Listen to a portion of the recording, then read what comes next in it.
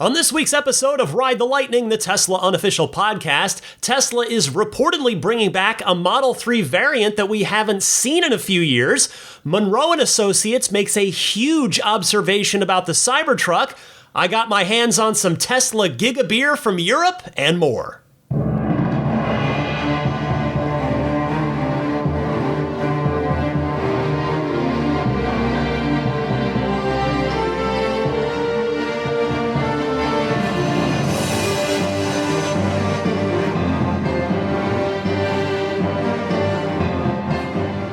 What's happening, friends? I'm Ryan McCaffrey here with you for the palindromatic episode 404 of Ride the Lightning, the Tesla unofficial podcast for April 30th, 2023. Zelina the future service dog right at my feet, Daisy the boxer to my left on the couch, and it is going to be a fun week. There is always something new and interesting to talk about in the world of Tesla, and in this week's case, there's something new and interesting to drink in the world of Tesla. Yes, I got my hands on some GigaBier. A huge thanks to Jesper Tomo for bringing it all the way across the Atlantic and all the way across the United States so that I could try it out. He was here for a conference here in San Francisco by sheer coincidence. So he was kind enough to bring some over for me. And he had to haul it here. It's, the box isn't huge, but it's still 3 12-ounce glasses, or glass bottles, I should say, of beer. So I am very grateful to him for bringing it over. And I thought, I promised you I would do a taste test and review on the podcast. So it's been in the fridge. I've taken the GigaBier wrapper off. You can see a picture of what it looks like with and without the wrapper on my Instagram, and my Instagram handle is DMC_Ryan. And I've got it right here. I've got a bottle opener, so when you take the black cap off the fancy bottle, there is a regular just sealed cap. So I gotta take the cap off. So there it goes. And here we go. Let's pour this thing. Let's give it a try. It's German beer. I am a fan of German beer in general, so it's going, putting some in a glass, and let's see how this is. Hopefully this is going to be good. Oh, that's nice. That is very nice. It's got a nice foam head on it, very light color. It's a light beer, light German beer. That is really nice. I'm gonna pour the rest of this into my beer glass and just sip it throughout the rest of the podcast. So, yeah, I don't usually drink anything, even water, during the podcast. So hopefully there will not be any gross, sippy noises. I'll make sure that I'm not actually recording. I'll just pause it if I need to take a sip. But anyway, it's good. I enjoy it. So if you get a chance to get your hands on it, I certainly recommend you do so. Thank you again to Jesper for bringing it all the way from Europe to San Francisco. All right. I hope everybody that's backing me at that $10 tier or higher on Patreon, I hope all of you enjoyed this week's Lightning Round mini episode, which was about a little theory that I've been kicking around in my Tesla-addicted brain, and that is why I think the 500-mile range Cybertruck might not, in fact, be the one that kicks off production this September. So if you're with me on Patreon, check that out. I hope you enjoy it. And if you're not with me on Patreon, there are now 44 of those Lightning Round mini episodes, which you get immediate access to all of if you join me at that $10 tier or higher. The pledge tiers start at $5 a month for that early access. That $10 tier gets you the early access and all of those Lightning Round mini episodes. You can find my Patreon page. You can learn more. Sign up if you're interested at patreon.com/Tesla podcast. Patreon spelled Patreon.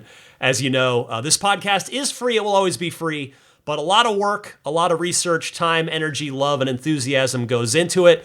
So if you do at some point see fit to throw me some support, I would be eternally grateful for that. All right, let's jump right in to Tesla news this week. First up, the headline story for this episode, Tesla is reportedly bringing back the Model 3 long-range rear-wheel drive version of the car, but this time only for fleet customers. Of course, the Model 3 long-range rear-wheel drive was the first Model 3 produced, and it was part of Tesla's lineup until it was discontinued in 2019. I saw this on Drive Tesla Canada, so a tip of the cap to them, and their summary reads as such. According to a report by Fleet Europe, the long-range rear-wheel drive variant will only be available to fleet customers in Europe, where company cars are more popular than in North America. It will come with a WLTP estimated range of 634 kilometers. That's 394 miles, again, on the WLTP scale, an increase over the 602 kilometers or 374 miles, again, on the WLTP scale over the all-wheel drive variant. With the single motor configuration, it will also be cheaper at the equivalent of 53,200 USD. It's 48,000 euros compared to the all-wheel drive version, which is 51,000 euros or about 56,600 in US dollars. That price will include remote fleet management through the mobile app and all of Tesla's standard safety features like autopilot, automatic emergency braking, and lane departure avoidance. Fleet customers can reportedly already order the vehicle through Tesla's fleet website and the Tesla for Business portal. It's unclear where this variant will be built, but it is likely that it will come from Giga Shanghai. I agree with Giga with Giga Shanghai. I agree with Drive Tesla Canada there because Giga Shanghai, by Tesla's own admission, is the primary export hub. And Drive Tesla Canada noting, while we have been unable to confirm this story with our sources at the time of publication, Tesla's senior operations coordinator, Mats Andresen, who is based in the Netherlands, linked the article on LinkedIn, giving it a tacit confirmation. So, first of all, I agree with the Drive Tesla Canada folks that a senior Tesla guy in Europe posting this on LinkedIn, pretty solid confirmation that this is real, which is certainly why I felt good about sharing it with you here. But anyway, if we're moving ahead as if it is real, this is first and foremost to me a clear sign that Tesla's production capacity is in great shape. It is full speed ahead. Because when Tesla was so supply constrained just a year ago, they would not have done this and they would not have been able to do this. Now, second, I imagine that when they feel like they've exhausted opportunities like this, they can always pull a new, or rather old, demand lever, and that being, of course, they could still reintroduce the long-range dual-motor variant on the design studio. It's been gone for many months now. I mean, I've said before, and I'll say it again, I think that the long-range dual-motor will come back when the refreshed Project Highland Model 3 debuts sometime in the second half of this year, but Tesla certainly could reintroduce it sooner if they needed to. But back to this long-range rear-wheel drive coming back, but for European fleets. So 394 miles of WLTP range. So if you're not familiar, the WLTP standard tends to go a little higher than the EPA. It's a little more, shall we say, generous in its estimates than the EPA. And so 394 for WLTP. All right, so that's a 20-mile increase by the WLTP range over the dual motor. So I'm going to guess this is probably around 360-something miles of range on the EPA scale. Now, we're not going to get an EPA rating on this because this is only being sold to fleets in Europe for the time being. So that's all I've got is that best guess 360-something miles of range on the EPA scale. Now, the original long-range rear-wheel drive was 334 miles of range, if my memory serves me correctly. And the dual-motor version that has been unavailable for some months now was rated at about 350. So Tesla, since the rear-wheel drive version went away, Tesla's made a number of efficiency improvements since that version was last offered. And really, they've made a lot of efficiency improvements. Things like revising the aero wheels, that's a little thing, but it matters. The octo valve, that's a little bit bigger of a thing. And maybe there's even been a new motor revision in that time that's more efficient. I don't know, but that very well could be the case. It's Tesla. They never stand still. They're always moving forward. But anyway, that's where my money is, that it's probably 360 something. That's us Americans can probably think of this as a 360 something mile range car. It should be mighty useful for fleets in Europe, absolutely. And Tesla, remember, they can always offer it to fleets here in the US as well if they decide to. In fact, I made this the subject of this week's Patreon poll, which again is found at patreon.com/Tesla podcast every Tuesday night, usually. And the poll, unlike the weekly lightning round bonus episode, the poll does not require you to be backing me on Patreon to vote in. Just go there. Again, Tuesday nights is when those usually go up. And so this week's poll question: would you be interested in buying a Model 3 long-range rear-wheel drive if it came back? And the vote was pretty split between two of the four options. 47% of the respondents said, no, I'd rather have the dual-motor long-range back on the menu. 45% of you saying, yes, more range than the dual-motor long-range for a bit less money would be great. And then 4% each saying, on the one hand, I think the current two choices of standard range and performance were great, and then 4% voting other, with the opportunity to comment below. Justin Perez saying, like you've said before, Ryan, range is king. I assume these fleets are coming from Shanghai. Once the long range returns here in the US, presuming Project Highland, I've got to wonder if either single motor or dual motor or both will then have a structural 4680 battery pack as well. I certainly think it probably will. Howard Anthony Smith with a solid point here saying, if it had the LFP battery chemistry, I would be interested. That would certainly, if it had 360 something miles of daily usable range, that would be pretty great. So thank you to all of you who voted in the Patreon poll and all of you who commented on that poll as well. All right, I had to pause the recording there for a second and continue drinking the GigaBier. It's good. It is good. It is a refreshing light beer, which is my kind of beer. All right, speaking of fleets, Tesla received a large order for Model 3s from an Emirati taxi company, Arabia Taxi Dubai, helping the company to cut its carbon footprint. This story comes via Teslarati, who writes, according to the announcement from Arabia Taxi Dubai, it will buy 269 Tesla Model 3s to become part of its taxi fleet in the United Arab Emirates. Currently, Arabia Taxi advertises itself as the largest taxi fleet in Dubai and one of the largest in the country. With this new purchase, it looks to double down on that lead. Besides growing the business, the company's owner, Sheikh Majid bin Hamad Al Qasimi, hopes to achieve his environmental goals for the company faster than ever. Currently, Arabia Taxi aims to operate 100%, quote, environmentally friendly vehicles, end quote, by 2027, a segment of vehicles that already accounts for 83% of the fleet.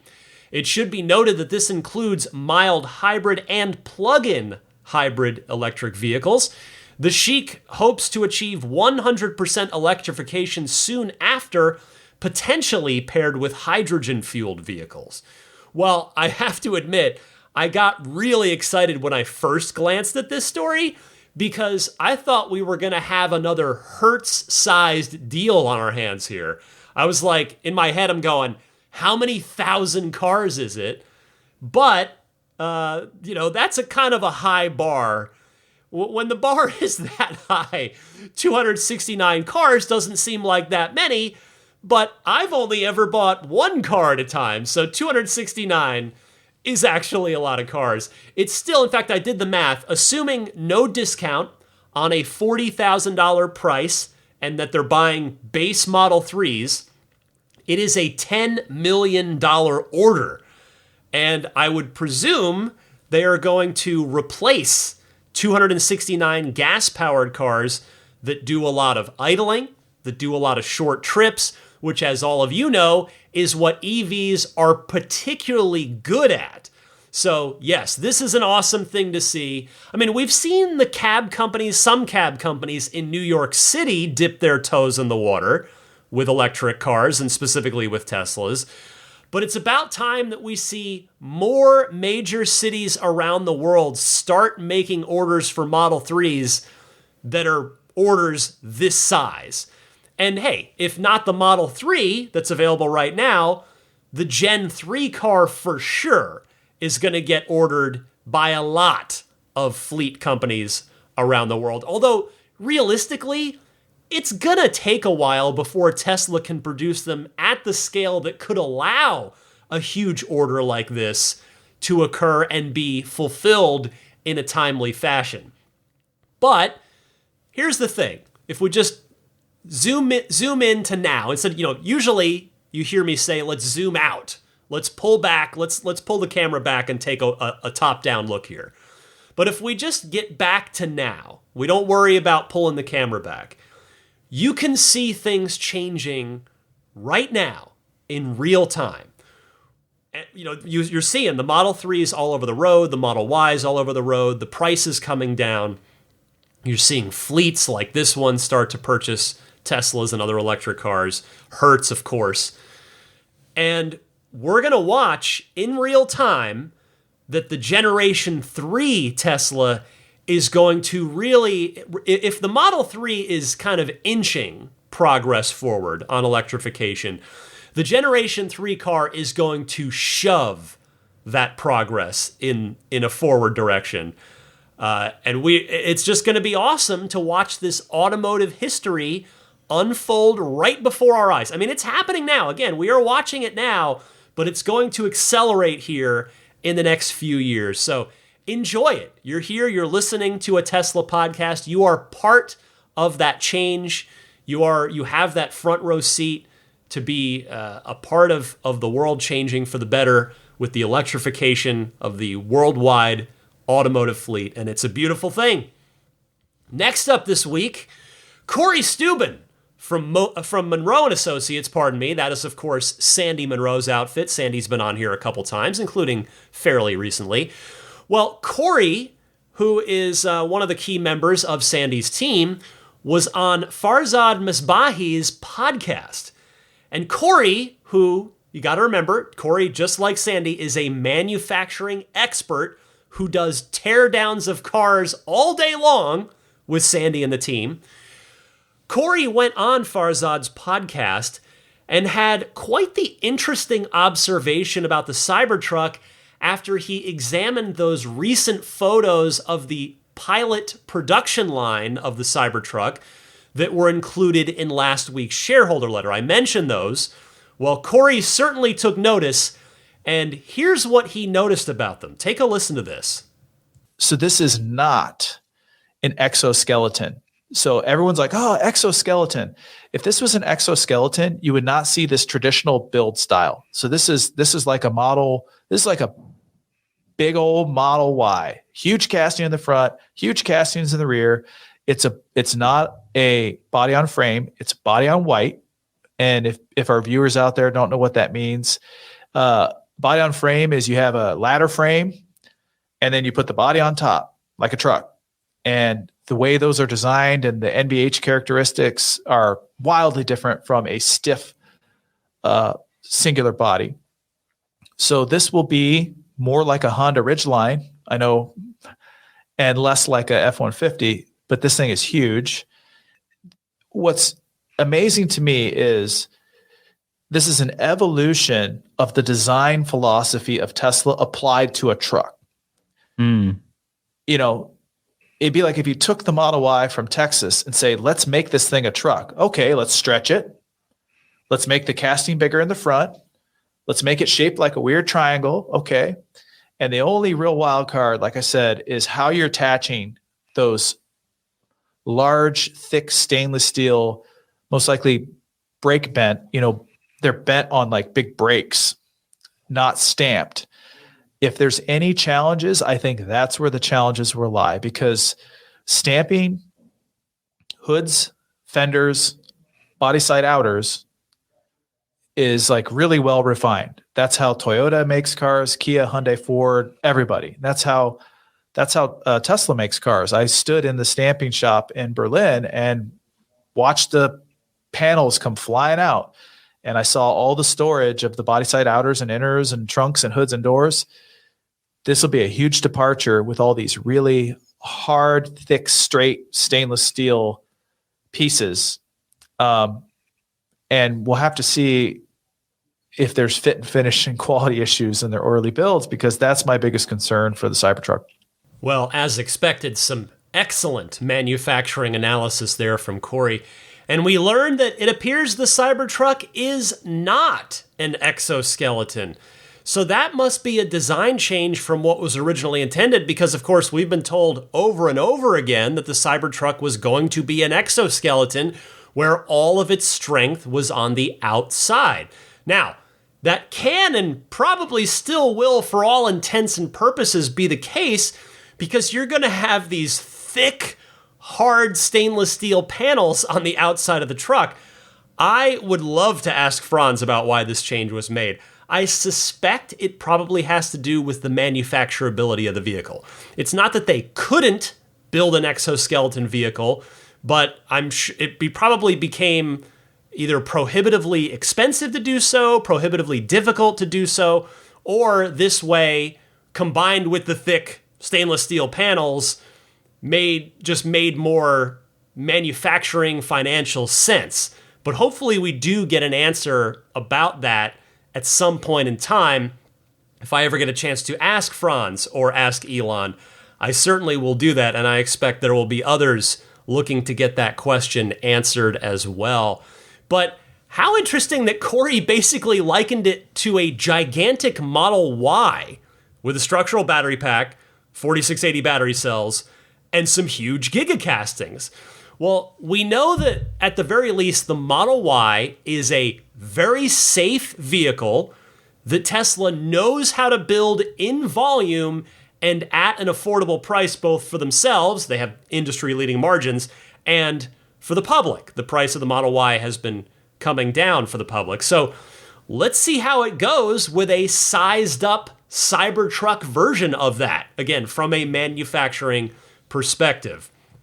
I expect we will hear more about this in September at the Cybertruck delivery event.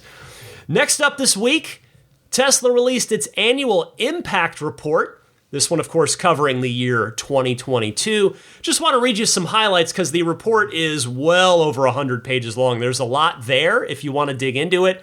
So check out Tesla's website, or specifically the link to it's on their Twitter page if you want to read the whole thing. But just a few, 1, 2, 3, like a half a dozen quick little bites here for you.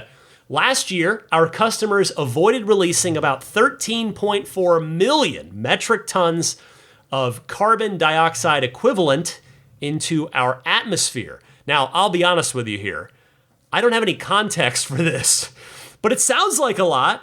So I'll be curious what that number looks like in 3 years from now, in 5 years from now, in 10 years from now. Next up, Tesla vehicle emissions are significantly lower versus internal combustion engine vehicles. This will continue to improve as the grid gets cleaner, while the carbon impact of ICE vehicles remains the same every year. This is such a great point. The grid getting cleaner is one of those things that the FUDsters out there, the fear, uncertainty, and doubt merchants that seem to peddle in shorting Tesla stock and wanting to profit off of that, those folks never seem to take that little factoid into account. So if anybody in your life, now it's probably not going to be in any sort of mean way. Most people in real life, it's going to be in polite conversation. But if anybody ever does start in with you on the whole, well, aren't electric vehicles actually more polluting over time than internal combustion engine cars? You can politely counter with this fact as one of the reasons why that is not true. That certainly an ICE is definitely more polluting over the life of the car than an electric vehicle is. Next up, Tesla says, after 17 years of driving, the average life of a vehicle in the US, a single Tesla will avoid almost 55 tons of carbon dioxide equivalent. Again, not a ton of context here, but that is a lot of carbon dioxide for one car to not put into the environment over its lifespan. And again, when you multiply that by thousands of cars, hundreds of thousands of cars, millions of cars, you start to really make a big difference. And you are all part of that difference right now. You are all making that improvement to the environment. You are part of the solution right now. Here's the next one. The supercharger network continues to be 100% renewable. This was achieved via on-site resources and annual renewable matching. So to me, this is the sneaky coolest news in this entire impact report, because it means that the cars are being renewably powered even when they're on road trips, not just at home where maybe you've got solar, but on road trips too.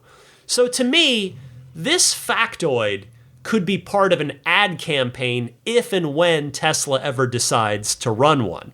You know, you could get a very deep-voiced announcer with a very gentle, polite, friendly demeanor to say, renewably powered at home, renewably powered on the road.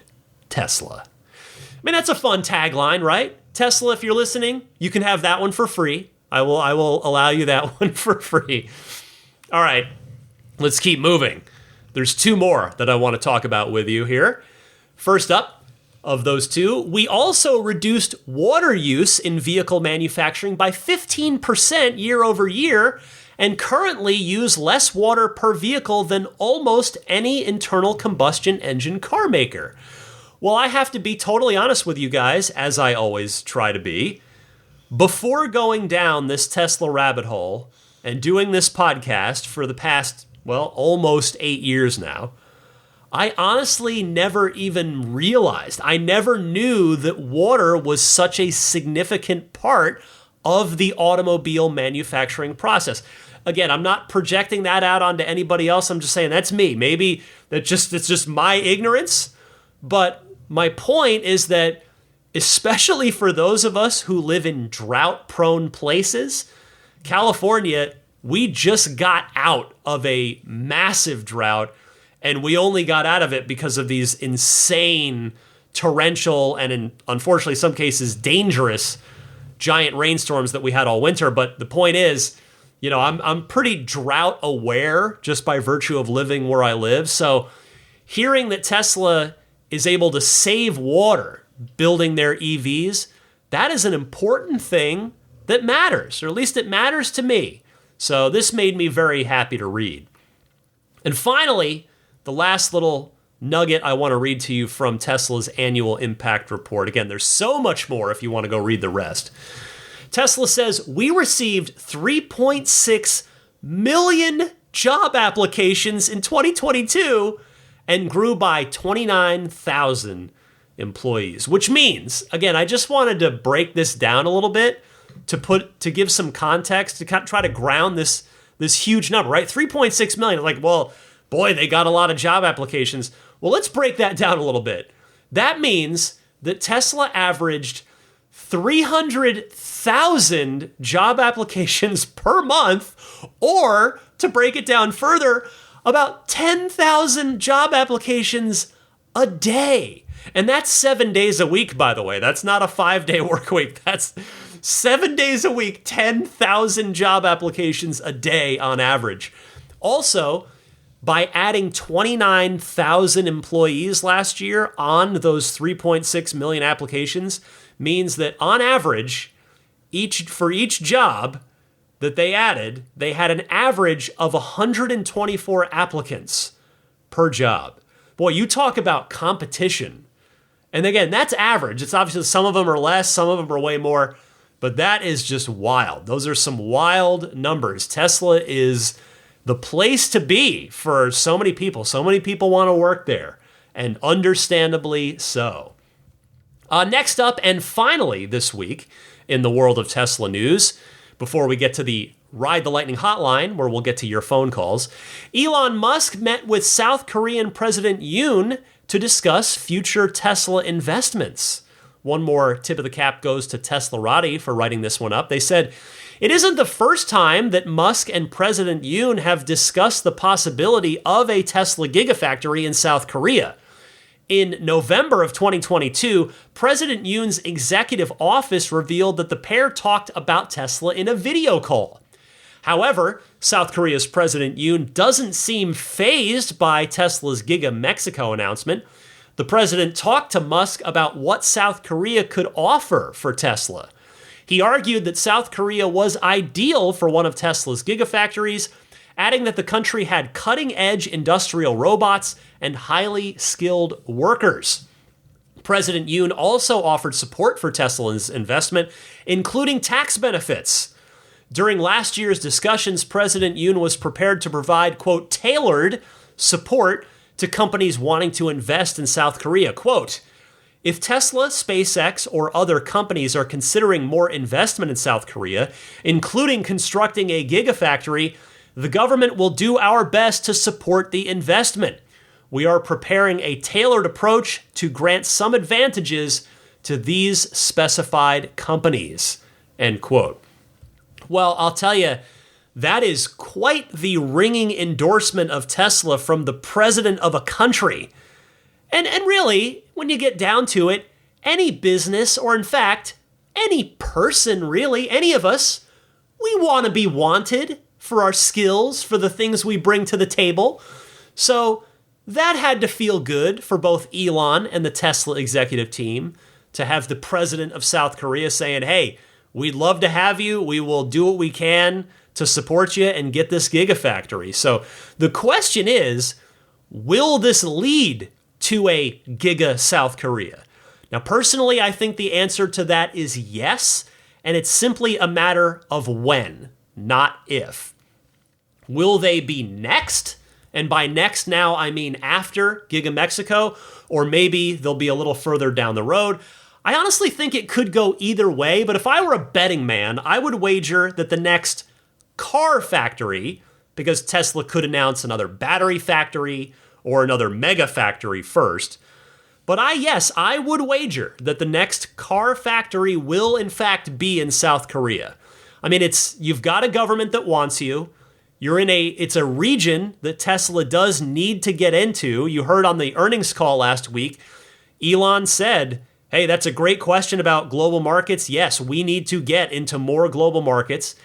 And that region, particularly, Tesla will be producing a compact size Generation 3 car coming up soon, which is certainly more of a global friendly car rather than something like, say, the Cybertruck, which is enormous and really only fit for North American roads. So the Gen 3 car could be a good fit for a new gigafactory in South Korea to sell within South Korea those vehicles as well as within that region. Now, I can see this happening, and you've got these incredibly lofty production goals, right, of the Gen 3 car, which is another reason that I feel optimistic in saying that, yes, I do think this will happen sooner rather than later, because as we always need to remind ourselves, Tesla wants to build 20 million cars per year in the next decade, and at the beginning of the next decade. And Tesla, if you think about, okay, well, they've got the Giga Mexico project going already. We all know that Tesla has built 2 gigafactories simultaneously before. The 2 of them have just finished their ramp-up process on the Model Ys that they were built to build, the machine that makes the machine. And certainly Tesla has the capital to get it done. They absolutely have plenty of cash on hand to build another gigafactory at the same time as Giga Mexico, regardless of any tax breaks or other government incentives. So we'll have to keep an eye on this one in the coming months, because Tesla's primary focus right now, yes, They're going to be breaking ground very shortly on Giga Mexico. But really, to me, as somebody who studies and watches this company on a daily basis, Tesla's primary focus right now, and if you've been looking closely, you can see it. The primary focus is getting the Cybertruck to production. I mean, if you notice how nothing else major is really going on out there. Now, yes, Project Highland is going on behind the scenes. We're going to see that car sometime in the second half of the year. But Giga Texas, Giga Berlin, as I said, they're finishing their ramp-ups and just pumping out more Model Ys. Giga Shanghai is pumping out Model 3s and Model Ys at an incredible volume.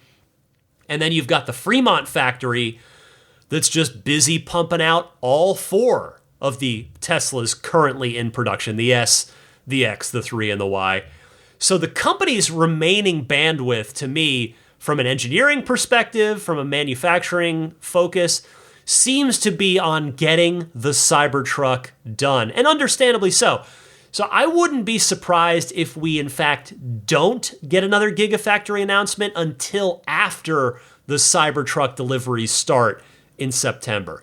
Now, if we do get one beforehand, though, I'll bet it's really soon, because I would think, okay, if it's going to be before the start of Cybertruck production, again, just an announcement, no actual necessarily, breaking of ground, any real effort going into it yet.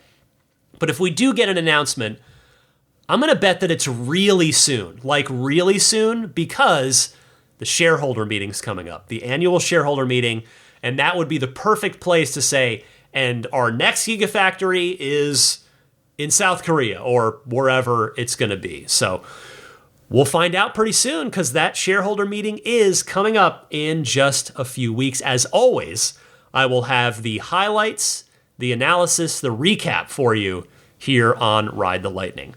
But first, for this episode, stick with me. I'm going to come right back and get to your phone calls in the Ride the Lightning hotline. So many great calls from you guys teed up and ready to go. Let's get to those right after this. Hi, this is Franz von Holzhausen, and you're listening to Ride the Lightning with Ryan McCaffrey, the Tesla unofficial podcast. All right, I finished the GigaBier. Here's my one big complaint about it. The really nice, fun, fancy glass bottle, it's not really reusable. So, again, that the black plastic cap comes off that's, shaped to the bottle. And then there's, as I said, there was a traditional just bottle cap underneath that you need a bottle opener to take off. And then if you just put the black plastic cap back on, it doesn't go on tight. It doesn't seal. It doesn't secure. So if you want to use this, I guess you could put water in it, but just don't tip the thing over. It's just going to have to be, just never tip it over if you want to reuse this. So that's a little bit of a bummer. But otherwise, I enjoyed the GigaBier, and I'm grateful to have a couple of more, and I will enjoy those at some point later. But for now, it's time for the Ride the Lightning hotline. If you've got a question, comment, or discussion topic for this podcast, you can call in and potentially be on the podcast. So the 2 easy ways to call in are to either use your smartphone's built-in voice recording software. Please try to keep your question to 90 seconds or less so that I can get to as many people each week as possible. And then email that file to me at my podcast email address, which is teslapodcast@gmail.com. Or you can take that same 90-second or less call and actually just call in and leave a message on the Ride the Lightning hotline. You can do that anytime, day or night, 24/7. It is a toll-free call, and the number is 1-888-989-8752. Again, that's 1-888-989-8752. TSLA. And if you know someone special with an upcoming birthday, anniversary, graduation, or some other special occasion, you can give them a unique gift of recorded voices from friends and family telling them why they are special. The recordings can be podcasted or put onto a keepsake. Visit lifeonrecord.com to learn more. First up this week is Judson in Claremont. Hey, Ryan, this is Judson in Claremont. Driving on the latest update, I really don't do a good job of keeping up with versions or anything like that, but just noticed that the autopilot, I disengaged it. The car was pulling up to an intersection, or I guess I was on full self-driving. We were pulling up to an intersection, but I did not have a stop sign. The other traffic did, and the car was slowing down, and I just disengaged FSD and kept going. I noticed I got a little pop-up that said, autopilot was disengaged. Why did you do this? Press the button, right scroll wheel button to do a recording, and I was actually able to send a little voice memo and let them know why I disengaged autopilot. So perhaps this is the next level of training where it's asking for feedback on different things that happen. That seems pretty cool. Other thing I wanted to note, the last few updates, I keep hoping for a fix. Ever since Christmas, I cannot add favorites to my radio. I can't add favorites or remove them, so I'm stuck with like 6 Christmas stations at the top of my favorites list that I would have already gotten rid of, and I can't add any new music onto my favorites. This is a very easy fix. I don't know why it hasn't been addressed, and I haven't heard anybody talking about it, which seems a little strange. Surely I'm not the only one whose radio is hung up or their favorites are hung up. Thanks for all you do, man. I just want to send these quick 2 notes. Hey, Judson. Well, yes, I have noticed that feedback message pop up myself when disengaging on the FSD beta. And for me, I disengage because, as always, and there's a one spot I can repeat it, FSD still wants to turn right on red despite there being a big sign right in front of me that says no right on red. So I was testing to see if the latest version had addressed that. Sadly, we're not quite there yet. So when it started to go, I hit the brake, got that pop up. Hey, why'd you disengage? Well, in that instance, I didn't act in time to submit the voice feedback, but I know I can recreate that anytime I want to go back to it at least. But yes, I agree. This seems to be the new way that Tesla is taking FSD beta feedback, and quite frankly, I love it. For me, it was a bummer when Tesla removed that snapshot feedback button. Back when the beta initially went wide is when they removed that. Now, as to your issue with favorites, and by the way, I encourage all of you to utilize that voice feedback option because it's just going to make the beta better in time. If depending on how Tesla's parsing that stuff, the more feedback they have from things that the beta is doing wrong, well, the more quickly it's likely to lead to those things being corrected. Anyway, as to your issue with favorites, if you're talking about Slacker, I have not experienced this, and I listen to nothing but Favorites Radio as the channel that I spend 100% of my time on. I mean, that's an oddly unique problem. And I mean, I imagine you've already tried rebooting the car. So good luck. I wish I could be more helpful on that one. Next up is Allison from Oregon. Hi, Ryan. This is Allison from Grants Pass, Oregon. My husband and I, along with our 4 kids, have been listening to Ride the Lightning since we purchased our first Tesla in 2018, and we really appreciate all of the tips and interesting information over the years. I am calling today because I recently took a road trip down to Los Angeles from Oregon, and I was excited to visit the huge Fireboss supercharger location, but was pretty disappointed when I arrived. The shades were great. There were tons of chargers, but the surrounding area was not at all what I was expecting. We had lunch at a local fast food restaurant, and the whole time we were there, the bathrooms were labeled closed for cleaning, but no one was actually cleaning them. The door was just locked. So after lunch, we just figured we'd use the outside restrooms near the chargers, but we encountered the same situation, a locked door with a sign that read, closed for cleaning. We visited a different local business. We're willing to make another purchase in order to use their restrooms, but we found a line of 8 people outside the restroom waiting to go in. So then we decided to drive 30 minutes to Santa Nella to find a restroom there and encountered the same thing, closed lobbies, closed restrooms. We also passed a public rest area that was closed. It was finally on our 7th try, we finally found a business with an open restroom. And I totally understand that there's staffing shortages and that 100 people charging their cars at Fireball at the same time could overwhelm a small area. However, my question is this. Just about every gas station across the country has a bathroom for their customers to use. And I'm just wondering if Tesla has any plans to add restrooms for Tesla owners at some of the larger supercharger locations. I realize adding them at all of them is not practical, but maybe some of the big ones. Any information you could provide would be super helpful. And thank you so much. And just a PS, the restrooms at the Tejon outlets were the best on our whole trip. So 10 out of 10, highly recommend. Thanks again. Have a great week. Allison, thank you so much for your call, and to your entire family, by the way, for being such loyal, long-time listeners. Well, you raise an interesting point. As Tesla continues to build larger and larger supercharging stations, facilities do become a legitimate concern. I'd certainly love to see it happen, because then Tesla not only would be providing staffed, clean bathrooms for their customers, but then, hey, you also get some additional jobs created as well. Now, realistically, I expect that Tesla probably hopes that other businesses are going to fill in that need. And I say that fully realizing that those other businesses totally failed you and your family on your trip. But as these bigger and bigger superchargers get built, I would hope and expect that other businesses are bound to pop up around them. I mean, after all, EVs are only getting more popular and more inevitable, right? So if you're at a supercharger that's got 50 stalls or 100 stalls at it, which those are things that exist right now in California, I mean, that's anywhere from 100 people to 400 people that are going to be a captive audience in front of your place of business for a good, probably half hour to 45 minutes, maybe 20 minutes on the low end while they're charging. So that means plenty of opportunities to spend money, particularly, as you noted, if those businesses would offer clean restroom facilities in exchange. I will say, as a side note, the part of your story that broke my heart, I wish I could have been there to help maybe point you in the right direction.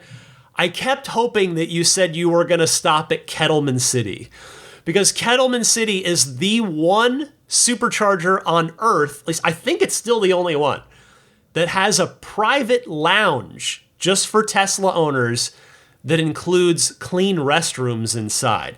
The key code to the locked door comes up on your Tesla screen on the supercharger map location when you're getting close to it, and you just punch in the code and you go in. There's some nice little desks if you need to work. There's a barista to get some coffee, cappuccino. There are clean restrooms there. Hopefully, though, this is something, because again, I think you've raised an excellent point here, especially as Tesla continues to grow. Hopefully, this is something that the Tesla Supercharger team is thinking about, because you just lived through the unpleasant version of this. So thank you again, Allison, for taking the time to call in. Dennis from Minneapolis is up next. Hey, Ryan, this is Dennis from Minneapolis, Minnesota. Very new listener, and I really appreciate the podcast. I'm looking to get my first Tesla, and I had a question for you and your listeners. I'm looking at a 2016 Tesla Model S 90D that has free premium connectivity and free supercharging. When I test drove the car, I noticed that the screen wasn't too bad, had a little lag, and I was wondering if I upgraded it to MCU2, would I lose the free connectivity? And I know I get the free supercharging. That's going to be a no-brainer, but that would be helpful information as I make my decision. Thanks for the podcast, and thanks for your answer. Dennis, welcome to the podcast, and good luck on your search for your first Tesla. While the question you raise is a good one, I am happy to confidently tell you that no, you will not lose your lifetime premium connectivity benefit if you upgrade to MCU2. My cousin Pat, who had an early 2013 Model S that he at some point upgraded to MCU2, did not ever have to pay for premium connectivity. So you should be golden there. And for what it's worth, by the way, I do definitely recommend the MCU2 upgrade. You will notice the improvement in touchscreen responsiveness every single time that you drive the car. Please do not hesitate to reach out if I can be of any further help to you as you continue your Tesla shopping. Thanks, Dennis. And next up is John from San Diego. Hi, Ryan. This is John from San Diego calling about your recent story about your wheel and tire experience. Let me just preface this call by saying that I'm probably one of the most anal individuals out there when it comes to babying a car. I have no dings or damage, and if I get wheel damage, I get the issue taken care of as soon as possible, as it bothers me to no end. I can't explain why this is with my cars only and not everything else in my life. As you know, forged custom or performance wheels can cost anywhere from $5,000 to $25,000. Some car enthusiasts spend a lot of money on wheels.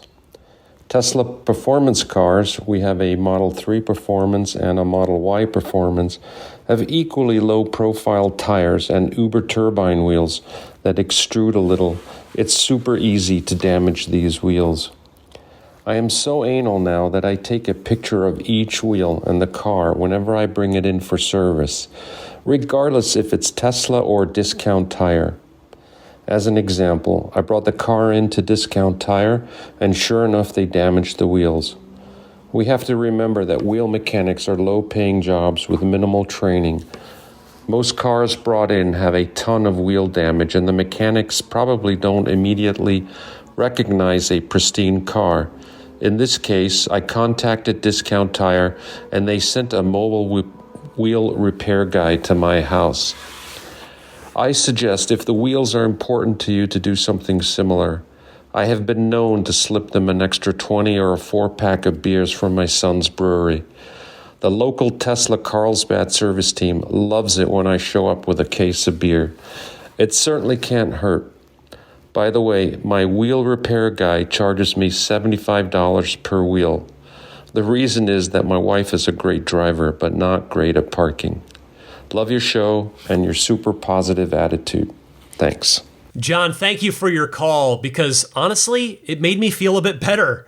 And your timing couldn't be more appropriate because I forgot to mention on last week's show that when I got my front upper control arms replaced by Tesla, what did I notice afterwards? Some wheel damage from where they took the wheels on and off. I promise I'm not trying to start anything. I'm very meticulous with my car, like you, and I know exactly what condition those wheels were in when I dropped it off, and I saw what they looked like when I picked them up. Like, with Discount Tire, it was minor, but I can see it, and it wasn't there before, so it's frustrating. And yeah, with Tesla, kind of the same thing. It's nothing major, but yeah, it just kind of bums me out a little bit. I will probably try to do as you do, and get them repaired as soon as possible. Maybe next month, I don't know, because honestly, after our recent family vacation, my wallet's a little light right now. But anyway, I'm going to take your advice for the future and take pictures of all 4 wheels before anyone does any service related to the wheels. Thank you so much, John. One more call this week. It's from Chris in Massachusetts, responding to Kenny's seat issue with easy entry. Go ahead, Chris. Hey, Ryan, this is Chris from Massachusetts, calling in response to Kenny's message about how he's having trouble getting his seat to go back to the program position that he has it in when he normally gets in his car, and it won't go all the way there. I had this exact same problem, and I don't know for sure, but I'm almost certain that the issue was that I was, using my body to physically push against the motors that are trying to get the seat into the position. And I've tested this out a bunch of times, and basically if I just don't fight the motors, like if I lift my back up so that when my back is coming up into position, it's not fighting against my body, it lands in the correct position every single time. So I don't know if this is like a safety thing where they don't want the motors crushing the occupant or something like that. And so if it feels a bunch of resistance, it stops moving, or what it might be. But I found that was my issue. Anyway, hope all is well. Thanks, Ryan. Bye. Chris, thank you for passing along that suggestion to Kenny and to anybody else who either is, has been, or will be bothered by this. It's worth a try. Sometimes we don't even realize that we might be moving in a way that the car doesn't like, right? Kenny, if you're out there, and I know you are, give this a try. Let me know if it helps. Thanks, Chris. Thanks to everybody who kindly took the time to call in and be a part of the podcast. Again, if you'd like to call in and possibly be featured here in the Ride the Lightning hotline, you can dial in anytime. I gave you the 2 call-in methods at the top of this segment. But the podcast isn't over yet. Stick around. I'll be right back with your pro tip of the week and more right after this.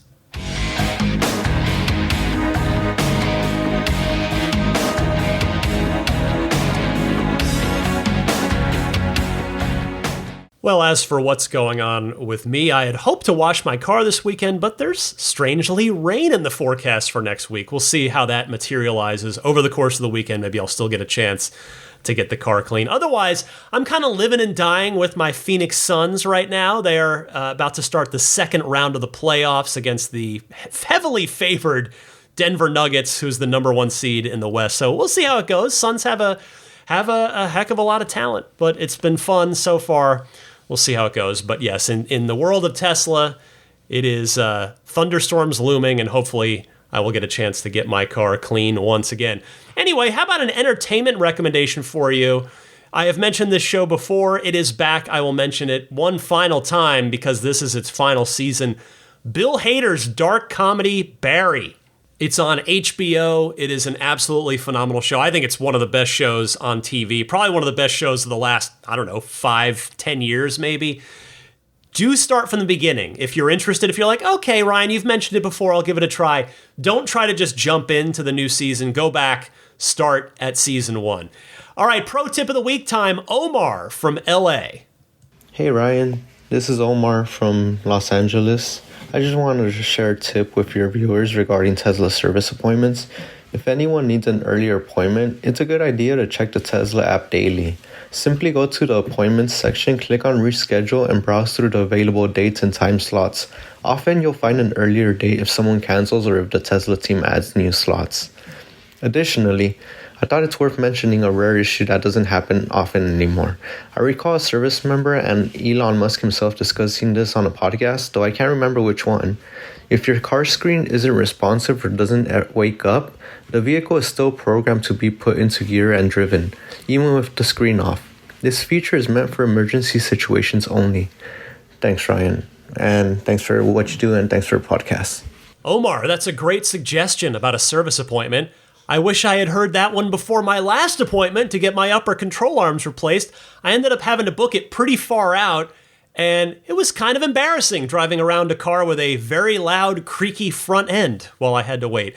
And yes, it's always good to remember that the car can indeed drive even if the screen does not work. Thank you so much for your call. If anybody else out there has a pro tip of the week that you'd like to share with me and your fellow Tesla owners and enthusiasts, I welcome and invite you to do so. You can send those calls in the same way that you send in the regular Ride the Lightning hotline calls, the instructions for which I gave you earlier in the podcast. Okay, before I go, let me mention some friends of Ride the Lightning that can perhaps, hopefully, be of use to you. Starting with AbstractOcean.com, makers of so many great Tesla accessories.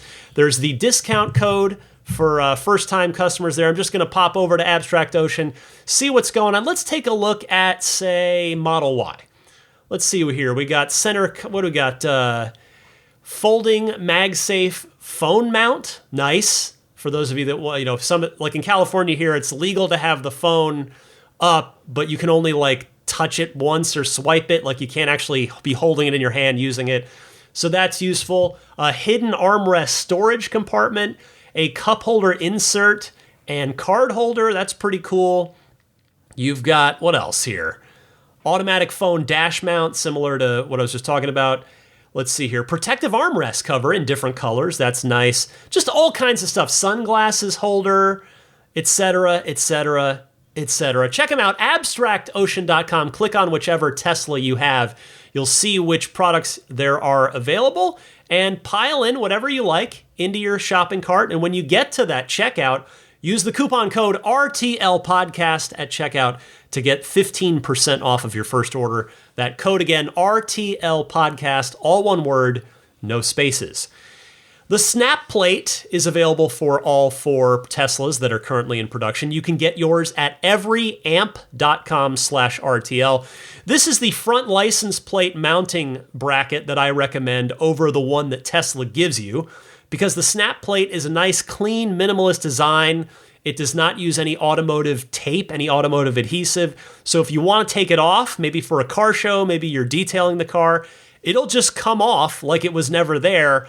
Unlike the Tesla one, which once it's on, if you take it off, it's going to be a very messy situation left behind with the residue of that automotive adhesive. So get your snap plate at everyamp.com/RTL.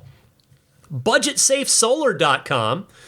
If you need a battery to go with your solar system, if you just need a battery, whatever your solar desires are and energy storage needs, Budget Safe Solar can help you out.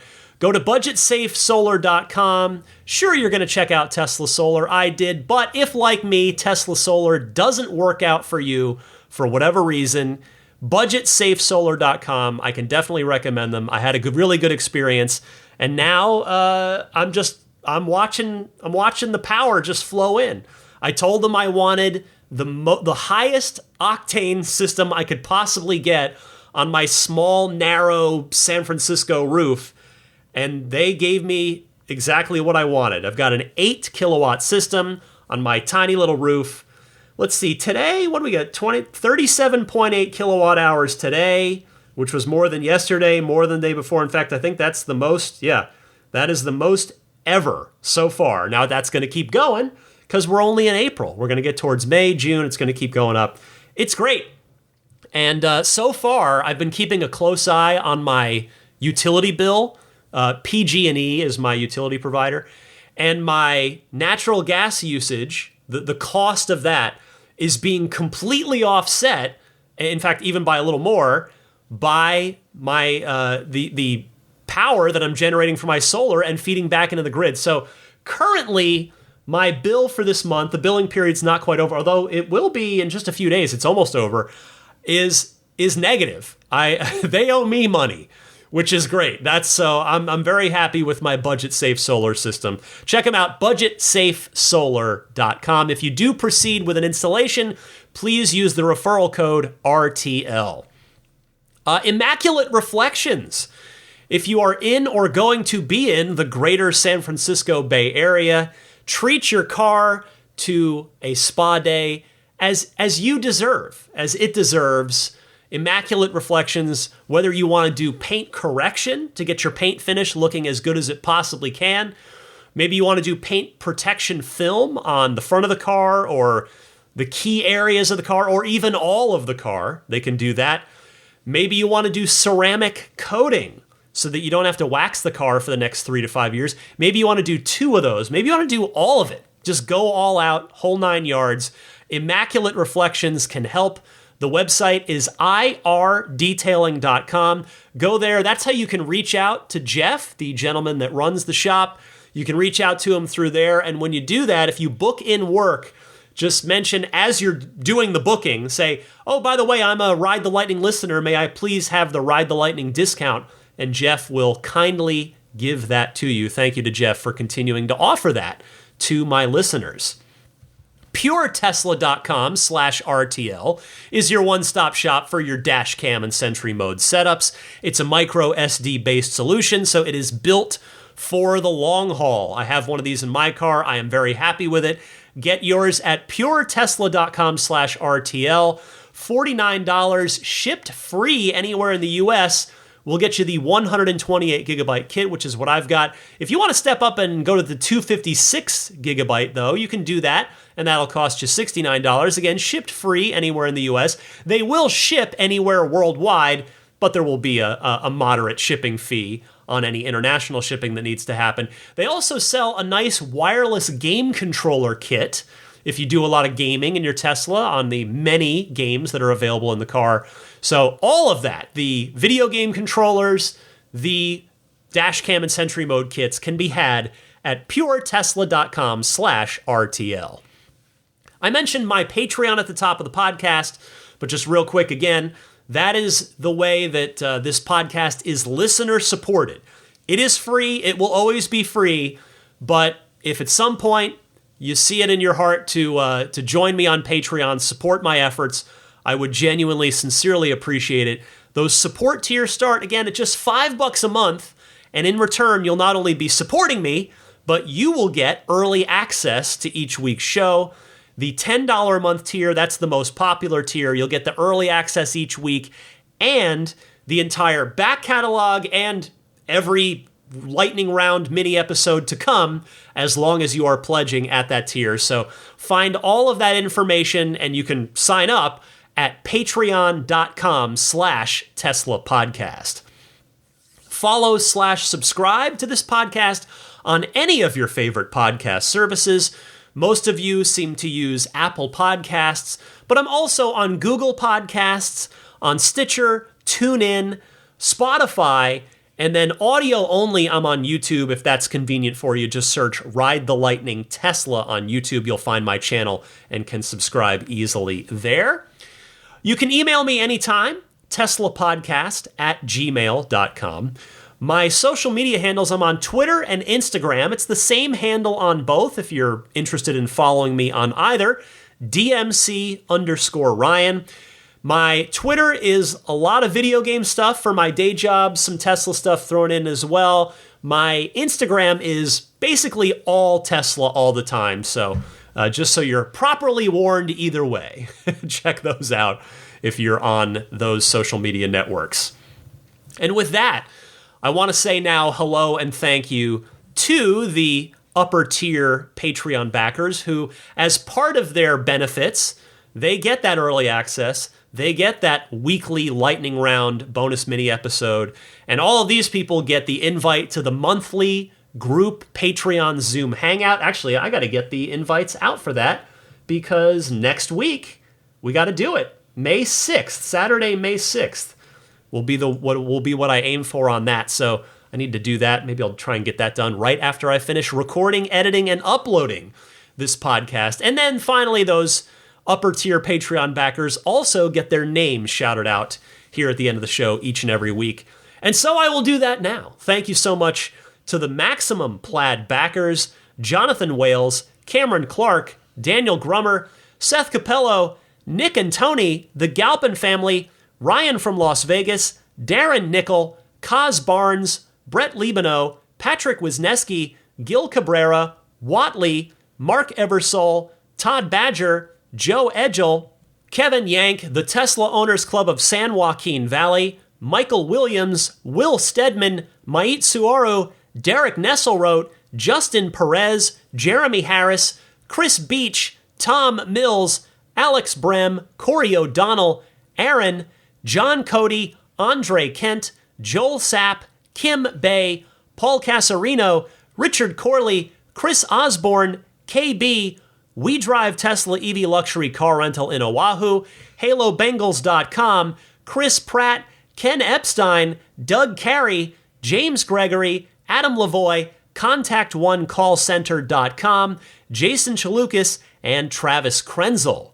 And then the Roadster in Space tier backers, thank you very much to Pete White, Lyle Austin, Steve Radspinner, Fernando Cordero, Lawton from Chicago, Sean Neidig, Neil Weaver, Jackson Wallace, Rolf and Jennifer Evers, Howard Anthony Smith, Victoria Iacovetto, Tesla Hitchhiker 42, Cara Weston, and Robert from near Philly.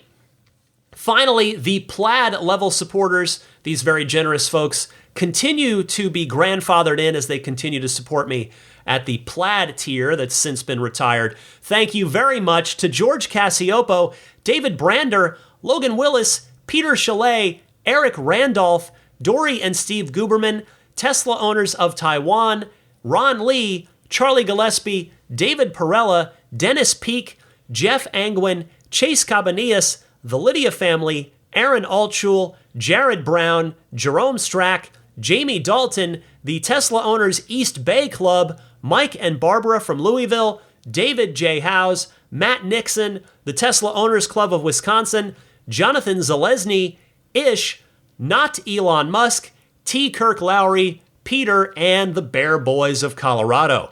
Thank you all so much for supporting me on Patreon, regardless of what tier. Your pledges make a huge difference in my life, my family's life, and I do sincerely appreciate it. And with that, it is time to wrap it up here on the Palindrome. 404 reads the same way front and back, but 404, of course, probably more famous as a page not found error on the internet. So hopefully you have found this podcast, this episode. If you're hearing this, you obviously did, and you listened to the whole thing. So bonus thank you for that.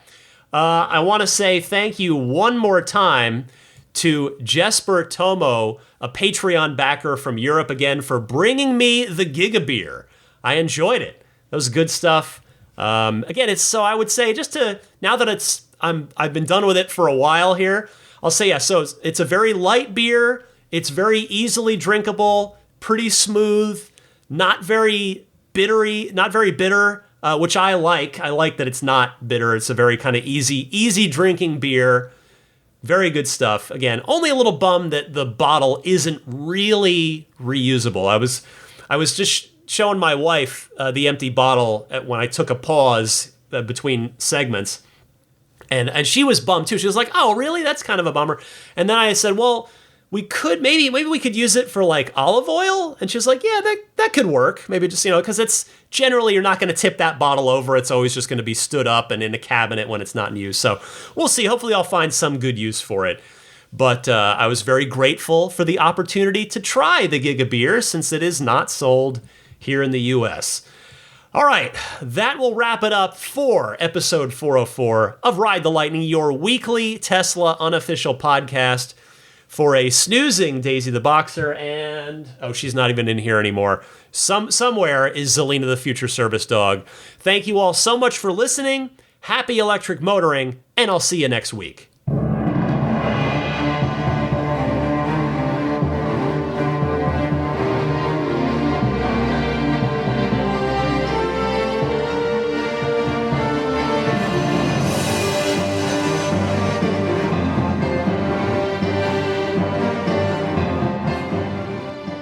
I mean, I think a Tesla is the most fun thing you could possibly buy ever. That's what it's meant to be. Our goal is to make it's not exactly a car. It's actually a thing to maximize enjoyment. It's maximum fun.